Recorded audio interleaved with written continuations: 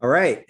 Good morning, everyone. Glad you could all join me this morning for this webinar on the new reality of cybersecurity, what it looks like in the credit union environment. There's been a lot of changes in the last few months, and I thought that it was pretty important to sort of share some of these updates with you. Hopefully the timing is good, and hopefully you'll get a lot of good information out of today's webinar. I am recording this, so I will be sending out a link afterwards.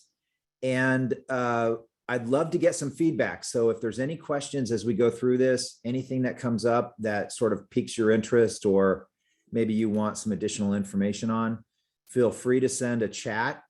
I've got the chat window open. I'll keep an eye on it. And at the end, I can answer questions. I'll try to answer them during the presentation as well. I really want this to be informative for you. I want you to get something out of this. I really do value your time. I'm thinking that this might be about 40 minutes or so, but we'll definitely wrap it up and answer any questions that we can at the end here. So let me get started. Let's get into this. So first of all, quick introduction. My name is Lee Bird. I am the president of Btech. We support almost 100 or over 100 credit unions across the United States. I've been in IT since 1986, 36 years. Since 97, we've had a primary focus on IT support for credit unions. And I am a self-titled expert in IT security and compliance. This is sort of interesting. Sort of the evolution of my career in IT. It was software sales and then networking. And then unfortunately, really everything that we've done for credit unions over the last probably 6, 7, 8 years or so has been and had a focus on IT security and compliance. It's not just about checking boxes so that the NCUA or the DFPI are satisfied. Ultimately now it's about securing your environment, protecting that member information. I think this presentation might be a little upsetting to a few people because I am going to share some information about what we're seeing out there.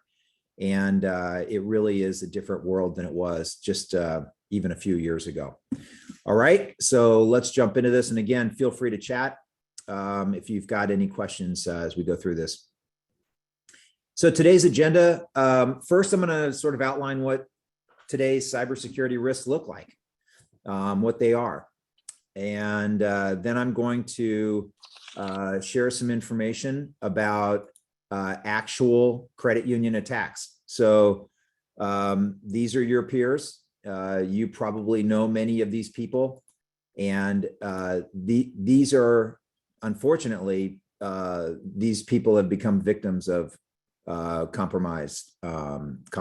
So, and then most importantly, at the end, I'm going to share some information on the best way that you can protect your credit union environment.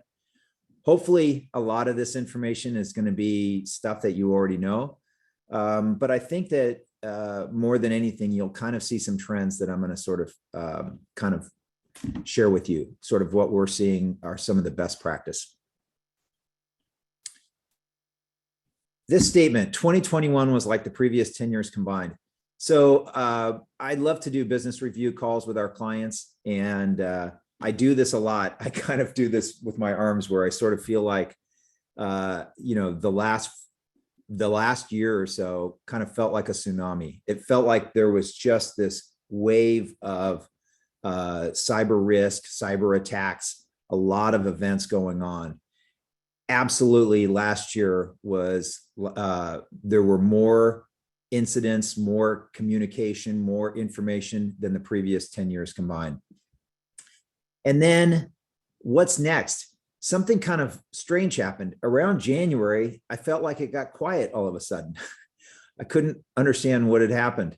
Then we had some lead up to the Russia-Ukraine conflict where there was some more information in the news. But I sort of felt like Q1 of this year, maybe we sort of had a good foothold and we weren't having that overwhelming feeling like we had. And then unfortunately, in April, it all started again. So that's going to be some of the information that I'll share with you today. I always like to start off with a few thoughts. Those of you that know me know that I say this a lot. Security is 9/10 awareness. You can't protect yourself from what you don't know.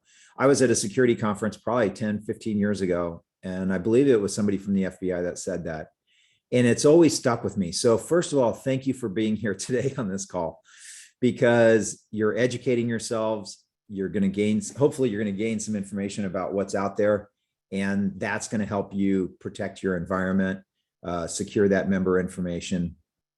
It really is about knowledge. You can't protect yourself from what you don't know. If you don't understand what's going on out there in the world, you can't protect yourself. This statistic hasn't changed. Unfortunately, ransomware is your greatest risk, greatest cyber risk. 96% of ransomware comes from clicking on a link in an email. That's the facts. Ransomware has changed. I'm going to share with you some insights into what the differences are in ransomware these days. Actually, this is probably the area that we're seeing the greatest change as it relates to cybersecurity, is what a ransomware attack looks like. I think if I asked most of you, what is ransomware? What is a ransomware attack? You would describe it as coming into the data center in the morning, and a screen has a message on it that they want $15,000 to get your server unencrypted. Ransomware is different now, what we call double extortion, and I'll share with you kind of insights into that. Last year, I did 4 webinars. I spoke about the SolarWinds breach. I spoke about the Kaseya breach on July 2nd. I spoke about the Colonial Pipeline. Remember that one, the 5,000-mile pipeline up the eastern seaboard? Unfortunately now, we're seeing attacks against credit unions. And it's not just this, well, that's another industry, that's not going to happen to us, we're not a target. Unfortunately, the credit unions are a target now. And then the last thing I put on here is kind of not a joke, but if you said, hey, Lee, I've got $1 million a month to spend, I want this problem fixed. Don't worry, it's not going to cost you $1 million. Honestly, some of the least expensive things that you can do provide the greatest benefit. And I'll share with you that information at the end of today's presentation. All right, today's risks, ransomware. It's ransomware, double extortion. So here's what's happening. Your systems become infected. The double extortion looks like this. The kind of traditional ransomware attack, your server or PC, your workstations, whatever, become infected and they lock the machine. Then they put a screen message on your computer and it says, if you want your computer to be unlocked, you've got to pay a ransom. And that ransom typically for a server would have been about $15,000. And that would have been sort of a business decision. Now you've got to say, okay, can we recover from a backup? Or do we want to just pay this $15,000 and see this problem go away? The first problem that we've learned over the last couple of years as it relates to that type of ransom attack is even if you paid the ransom, and even if you got the encryption key to unencrypt the data, the unencryption process for a typical server could take weeks to unencrypt the data. That's what happened to Colonial Pipeline. They paid the almost $5 million ransom as they started to try to unencrypt their servers, their accounting servers. They found that it was going to take weeks, so they ended up recovering their servers from a backup. The double extortion now is they go into your environment and they lay dormant. While they're in your environment, they're pulling out data. So if you were a manufacturer, it would be intellectual property, that sort of thing. As a credit union, financial institution, they're pulling out your member information. So the value to them is that PII, that personal information on those members. They sell that on the dark web, and they get a lot of money for it. So the double extortion is they're going to infect your systems. They're going to leave behind all sorts of backdoors and everything else while they're in your environment. And then the ransom now is, by the way, I've got your member information. I'm going to sell it on the dark web unless you pay this ransom. So that's the double extortion. That's what we're seeing happening. Today's risk, compromised credentials. This is a huge problem. The most simple thing you can do in your environment to secure your data is to have good password policies. Surprisingly, we still see members of the credit union environment that have passwords set to never expire because it's an inconvenience, or weak passwords. What compromised credentials are is they're not going into your credit union to steal these passwords. We're seeing credentials from breaches like at LinkedIn, where LinkedIn lost over 100 million usernames and passwords. And Bob at xyz.com credit union used the same password in the credit union environment that he used at LinkedIn. That password is compromised through that LinkedIn breach. And then they buy those credentials off of the dark web, and then they use them. Good old phishing and spear phishing. So this hasn't changed. Spear phishing has become very, very advanced. So I'm going to jump ahead real quick here. They know so much about your credit union environment now through social engineering. Really, LinkedIn is a wonderful tool, but now they can put together the people within the credit union environment. We've seen this with attacks that I'll share with you in just a minute, where the email is coming from the CEO to the accounting manager, and even things like nicknames. So if on your LinkedIn profile, your name is Richard, but you go by Dick, they would know that based on the information that they're gathering through social engineering, what they're seeing people communicate in LinkedIn and Facebook, Instagram, Twitter, all of this. But these spear phishing attacks are targeted. They're taking their time and they're crafting really, really good spear phishing emails. And that's become a big, big problem.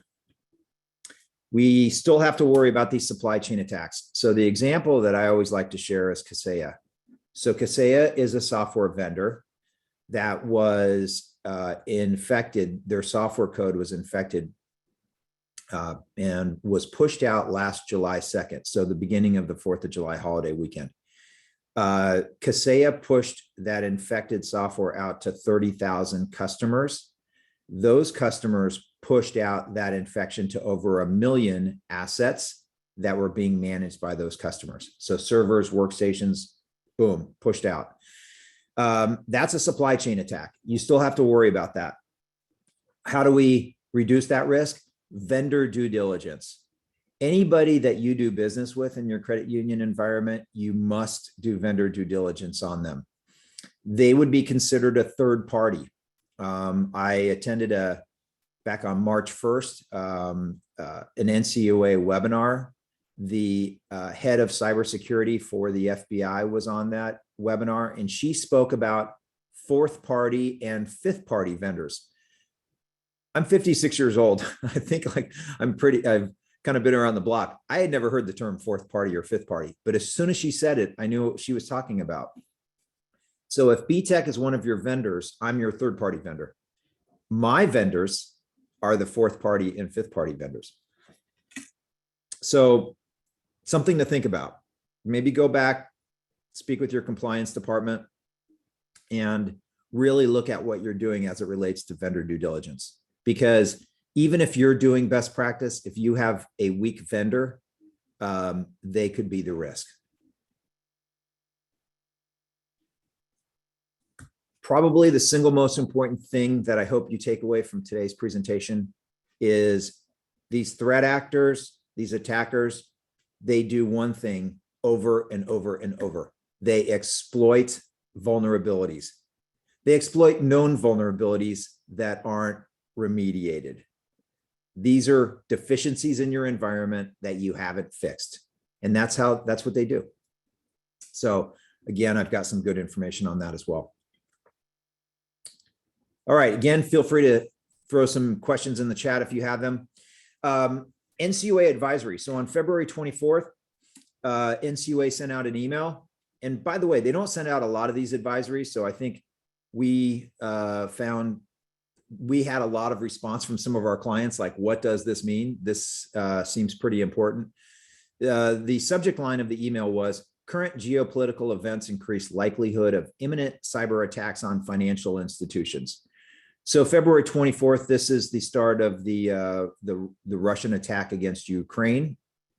And the other thing is the co-authors of this email wasn't just the NCUA, it was also the NSA and the FBI.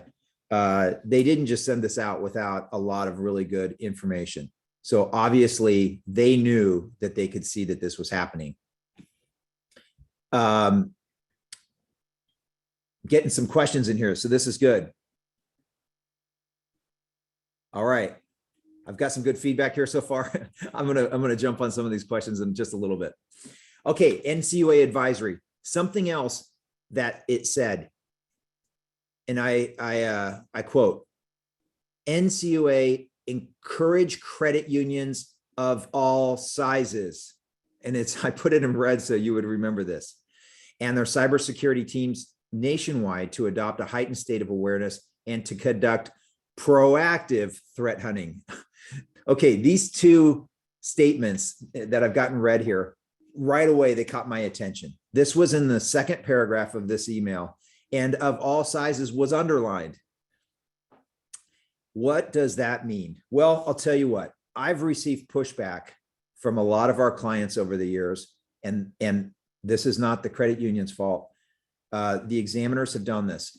NCUA, DFPI, they have historically had different rules for different size credit unions. If you are multi-billion, you do this. If you're under 100 million, you only have to do this. That's changed. Unfortunately, what we have seen through research and the attacks that are happening this year is last year, the attacks were what they called big game hunting. So it was the Colonial Pipeline breach. They wanted 15 million. It was the Kaseya breach. They wanted 50 million. SolarWinds back in December of 2020. That one was, again, like 15 million. So those were the big attacks. They're not trying to, trying to get $15 million from Chase or Wells Fargo. That's not their target anymore. Now they're going after the small to mid-size credit unions, community banks, financial institutions. And again, that double extortion. They don't want the $15,000 for infecting your server. They're going to steal all of your member information, and they're going to demand a ransom. Otherwise, they're going to sell it on the dark web. Proactive threat hunting. This is, I also have shared with our clients probably over the last year. Vulnerability assessments, where we are scanning the environment, looking for known vulnerabilities. This is super, super important. The next phase of this is going to be looking for what we call indicators of compromise, IOCs. And I've already seen this come up in some audits where we have been an advocate for our client, where the information security officer will ask our clients, are you doing anything to look for indicators of compromise? So what is an indicator of compromise, and why is this important? Again, they're getting into the environments and they're laying dormant. So if I were to ask you, were you the victim last year of the Print Nightmare attack or Log4j? Most IT departments would base their response on external factors. I didn't pay a ransom. I didn't see any information on my screens. Everything seems to be normal in my environment. That doesn't answer the question. The only way you would know for sure, 100%, is to go in and look for indicators of compromise. An indicator of compromise is a modification to the operating system where they've gone in and made changes to give them access to the systems. It's like a fingerprint that's left behind. And there are tools to do this now. And this is kind of going to be the future. This is going to be the next wave. So again, that's, I think, what they mean by this proactive threat hunting. All right.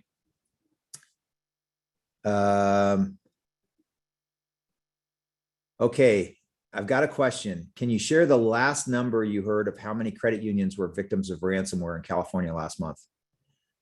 I've got the answer. It's coming up on one of my slides here in just a bit. I thought it was going to be this slide, but I think it's the next one. All right, credit union attacks. Don't worry, I've got the answer for you. Btech has assisted with 6 attacks against credit unions in the last year. These were not our clients. They were referred to us. This is not our specialty. I don't want to get in this business. We don't do forensics. I don't put together, documentation for credit unions to go after these threat actors and prosecute them. That's not what we do. In all instances, it was really more about, these are anomalies within our environment, things that should not be happening. What's going on? We need some help. We need some additional visibility. And that's kind of what we saw. So some of these attacks, here's a good one. I want to share with you some kind of real world scenarios. An invoice was emailed to the CEO, and the CEO forwarded this to accounting and said, please pay this ASAP. Socially engineered. It looked like the accounting manager was getting this email from the CEO. And it, of course, had this urgency to it. This is a new vendor. I forgot to tell you about them. Get them set up. And by the way, this check has to go out today. Otherwise, our services are going to be canceled. The accounting manager and the CEO passed each other in the hall. Of course, the accounting manager says, I got that check cut. It's going out today. CEO says, what check? The one you asked me to set up, that new vendor, XYZ company. So again, 100% socially engineered. They knew that they knew the name of the accounting manager. They knew the name of the CEO. Again, really, really scary stuff. That's a spear phishing attack. It's exactly what that was. We've seen probably 3 or 4 of these over the last year, and they're tricky. You've got to really sort of pay attention to this. The next one is a 365 breach. Microsoft 365 is a phenomenal, it's made our world a lot easier as it relates to Microsoft licensing. It's a great solution. It works really, really well. 365 out of the box is Swiss cheese, tons and tons of holes within the way that it's deployed. There has to be 365 hardening for any 365 environment. If you don't know what that means, it's basically taking the 365 environment and tightening the screws to reduce the risk and make things more difficult to do. Probably the most obvious one would be things like multi-factor authentication or setting up geofencing where you can only access the environment from the United States, that sort of thing. We got a call from a credit union CEO. Of course, it's always Friday afternoon that these calls come in. And the message was, my email's been spoofed. And I said, what do you mean by spoof? Describe for me, please, what that means to you. And they said, well, somebody is imitating me because people are calling me and emailing me back saying, why are you sending this stuff to me? Who are you? What does this mean? Our engineer, we onboarded them as a client within an hour. Our engineer went into their email and they weren't spoofed. The attacker was in their email. They were that CEO. So they had set up auto forwarding rules so that all email transactions were being forwarded out to badguy@gmail.com. Over 42 emails had been sent out in a 24-hour period. So they had pre-structured all of these emails, mortgage lending docs, wire transfers. It went on and on and on. 4,200 emails sent out of the CEO's mailbox in a 24-hour period. The first thing our engineer discovered, it was a connection from Nigeria. So some basic things could have been done.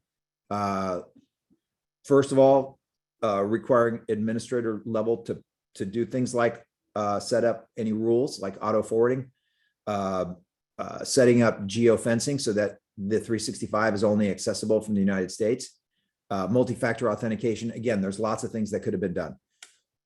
As we went back and kind of researched how the attacker had gained access into this 365 account, the CEO shared with us that they thought about a week or two prior, they had received an email from Microsoft requiring that they reset their 365 password.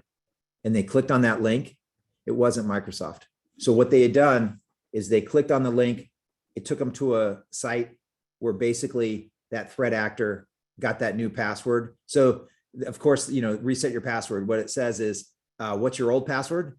And then what's your new password? They just took that. And then because the Outlook or the Office 365 was public facing, they went to office.com or outlook.com, put in those credentials, they're in. So this is a real scenario. And this one was pretty scary. This one happened in April. I mentioned we've seen a lot of stuff occurring over more recently. Critical exchange vulnerability was not applied. So vulnerabilities, CISA published a report. So Cybersecurity and Infrastructure Security Agency. So this is part of the Department of Homeland Security. They published a list of the most exploited vulnerabilities of 2021. Number one, Log4j. That was December of last year. Number two, Manage Engine self-service password reset. That product had a lot of vulnerabilities. Numbers 3 through 10 were Microsoft on-prem Exchange vulnerabilities. If you have an on-prem Exchange server and you haven't patched it or applied these security updates, you are in a lot of trouble. You are going to be the victim of an attack. That's exactly what happened here. So we get a call from this credit union, and that server had been breached. The way we knew that that's how they got in is we used tools to look for indicators of compromise, and we were able to confirm and validate. Okay, so the question was asked, how many California credit unions have been breached? So I've got access to a website. I'm not so sure I'm supposed to have it, but it's basically what you're looking at here. This is redacted information. This is a screenshot off of this. These are credit unions that have reported in California to the DFPI. So these are state chartered credit unions. 10 since November of last year have disclosed that they've had a breach. If you're a client, you've heard me do the math, the Lee Bird math. 10 have disclosed between November and the end of March that they had a breach. So the Lee Bird math is there's another 10 that are trying to figure out how they're going to they're talking about it, how they're going to disclose this. So that's 20, which means there's probably another 20 that don't even know they've had a breach. So I would say easily 40, 50 California credit unions have had a breach just since November. That if I was a gambler or a betting man, that's where I'd put my money. It's really, really scary.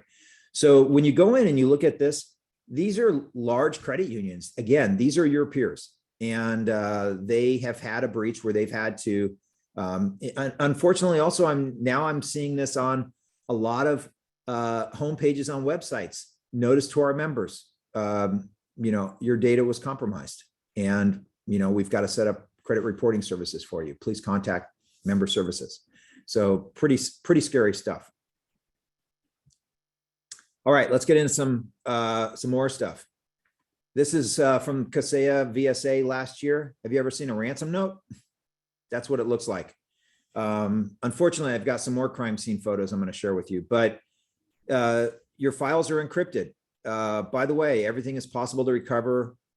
It's just a business. We absolutely don't care, except getting benefits. So this picture was taken by one of our clients off of their Mitel phone server that was infected by the Kaseya VSA ransomware attack last July. So very sad. Okay, let's get into one more breach. I want to share some information with you. Okay, this is a horrible story. And I honestly, before I shared these pictures, I did ask a few clients, is this appropriate? And they all said the same thing. Hey, if this helps us secure our environment, yes, it's appropriate. Make sure it's redacted. So I've tried to make sure that everything is redacted here, but I'll kind of walk you through this story. This is the Exchange server that was breached. So they were in the environment for 9 days. During that 9-day period, obviously they figured out very quickly who the C-levels were in this credit union, the CEO, CFO, COO, Chief Lending Officer, Director of IT. So 9 people got this email. We are Evoslocker ransomware affiliates, which hacked your network months ago. We've downloaded 60 gigs of confidential data. By the way, this is the start of the communications. The next thing that happened is they set up a chatbot. So now they have instructed the credit union to put tools in place that they're going to do the negotiations and the communications through.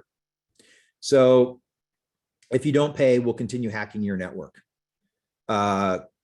And this credit union had 28,000 members. Okay. Then the attacker did a webinar with them. He pulled up documents from the credit union environment. And I asked the director of IT, I said, were they just showing you like stuff that they had exported and had maybe a few members' names, or what was this? And he said, no, these were our documents out of our environment. And they were looking at them. And then basically they wanted a $2.5 million ransom paid by May 1st. They didn't pay the ransom. So this is 28,000 member records that have probably been released or sold on the dark web. So now this credit union has to go through the process of deciding how they're going to disclose this to the members. This is cyber insurance. This is a lot of stuff that has to happen. So again, I pray that you never have to go through this. This is horrible, but this is what this looks like. And this is the nonsense that these attackers are doing. Okay. Vulnerabilities. Every cyber attack is looking to exploit a vulnerability. Please remember that. Vulnerabilities are deficiencies in software code, hardware updates, or misconfigurations. A vulnerability is not just a patch. If Spectrum installed a new internet service in your credit union and put in a router with a default password, that's a vulnerability. If you have an HP server that hasn't had firmware updates ever applied to it, guaranteed that server has vulnerabilities. Printers are right now, probably 50% of the attacks are coming through printers. So these aren't even computers. They're gaining access to printers through old unsecure protocols like SNMP1, and then they're getting access into the environments. Attackers exploit known vulnerabilities. Once a vulnerability is published, the attackers or threat actors start writing code to exploit it. So every day, different hardware, software manufacturers publish their vulnerabilities and toolkits to repair those. And all that the threat actors are doing is watching for that. And then once they find that, then they start going out and exploiting it. So they're always exploiting known vulnerabilities. Vulnerability assessments and remediation are a full-time job. Okay, a vulnerability assessment is not a penetration test. They're different. A vulnerability assessment is using a software tool like Qualys or Nessus, where you're paying a subscription and you have a database that is being updated real time on known vulnerabilities. Then that software tool scans the environment looking for those known vulnerabilities. You get a report and it identifies those vulnerabilities. Now, my clients know, we've had this conversation many, many times. Vulnerability assessment and remediation is not a one-time job. You never get to zero, because even if you get rid of all the critical and high-risk vulnerabilities in your environment, we could scan an hour later and we could find new ones. Because again, this is dynamic. This is not static. We used to do vulnerability assessments annually, quarterly, monthly. Some of our clients were doing it weekly. We also have tools now that do it real time. So constantly scanning the environment, looking for new vulnerabilities. This is what we're doing now. Again, it's in red. That means pay attention.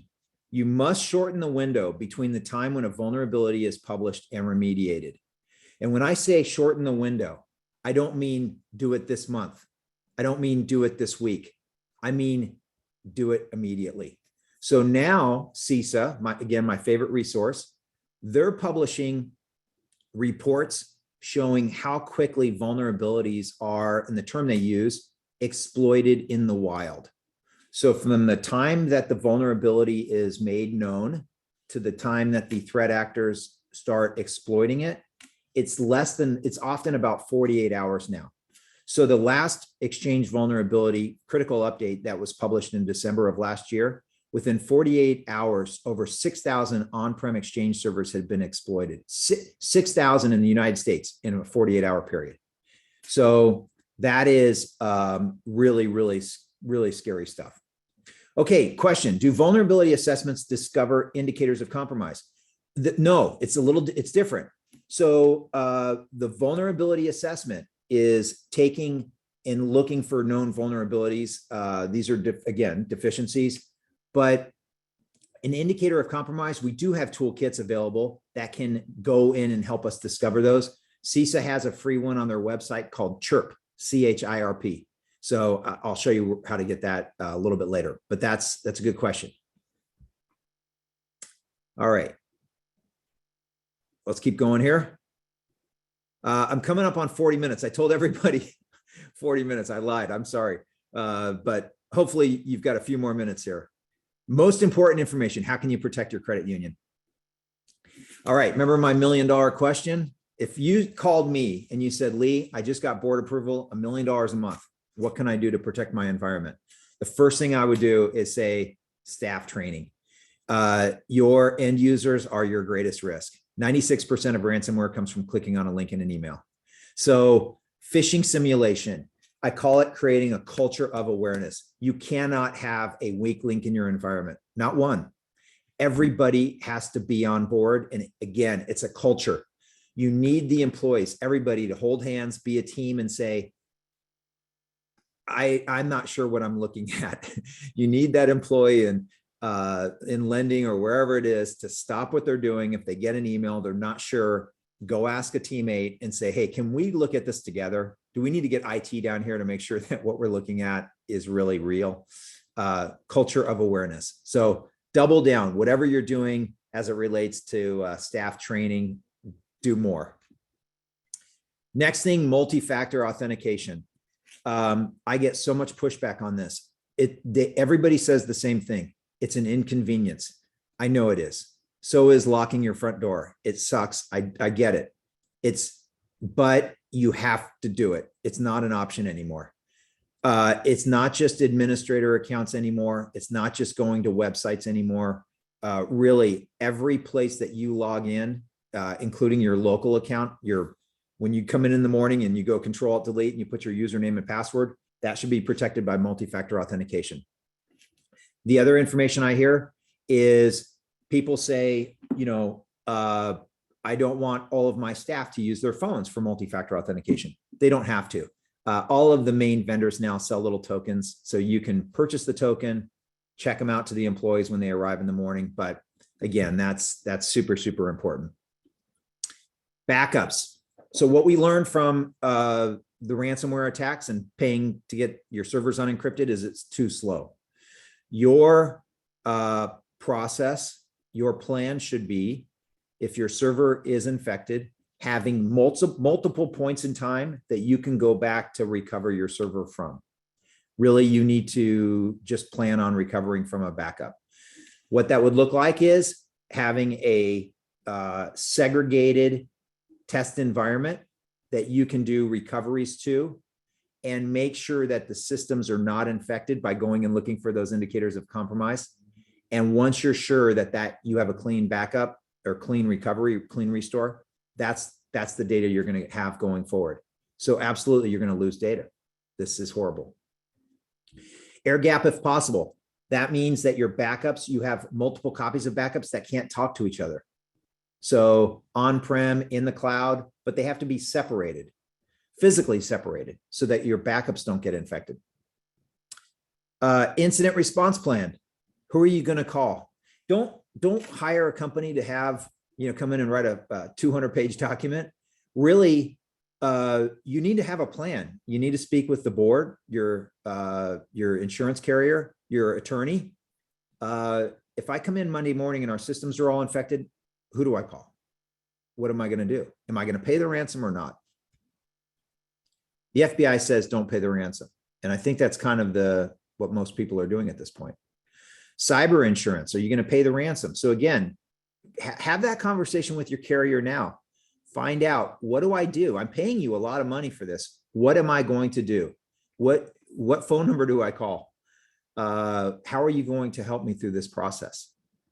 What we're also seeing is a lot of these surveys, these questionnaires that are coming from the different insurance companies now are requiring that the credit union have an advanced modern backup solution in place, multi-factor authentication, and then something I haven't even talked about yet, an MDR service, managed detection and response.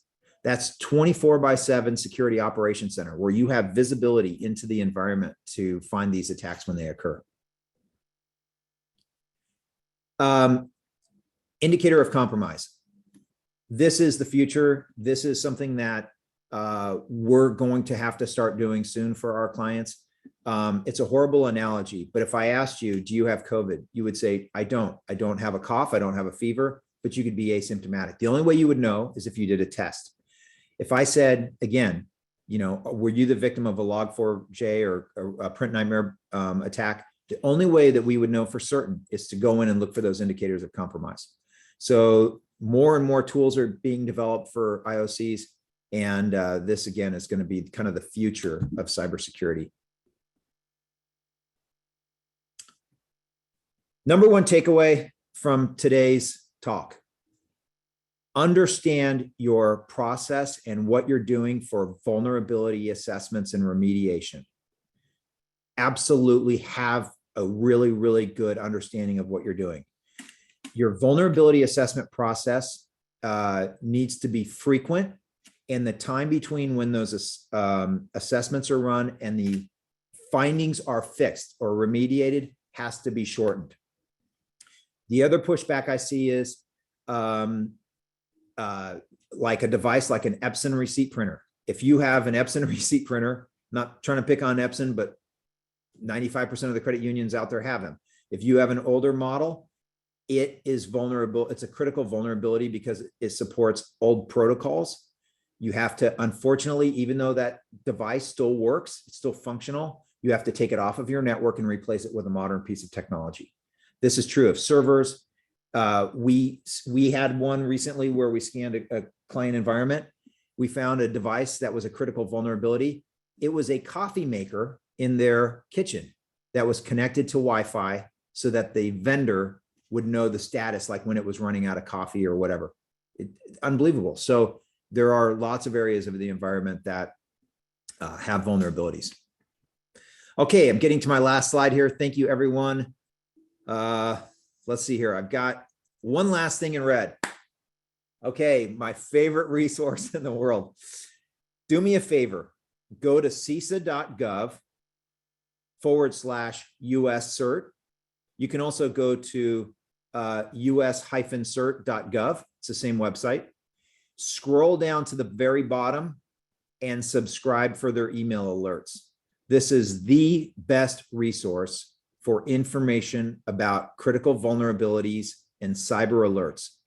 It's part of the Department of Homeland Security.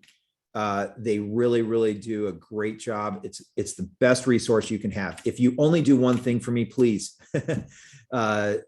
please do this. Somebody just said, I thought Btech was the best source, but Btech's the one that told you about CISA. So there you go. That's all right. I had some great questions here. Thank you, everyone. I hope this has been informative. I hope it's been worth your time. I really, really do appreciate all of you getting on this call today. We had a lot of people register for this event. And again, I'm going to email all of you a link to this. I'll probably also post it on our YouTube channel. I'll probably put it up on LinkedIn as well. So feel free to share this information with other people in your environment. Share it with your board, whatever works great for you. But we're all in this together. And, you know, my nightmare is these attacks. I just don't want any of you to have to go through this. Ultimately, it's your members that unfortunately become the victim of this. And we just have to keep working hard. Remember, security is 9/10 awareness. Thank you for your 45 minutes this morning. Now you know more than you did 45 minutes ago, and that's going to all help. It's going to help all of us. It's going to make you better. All right. Thank you, everyone. Enjoy the rest of your day. Take care. Thank you. Bye.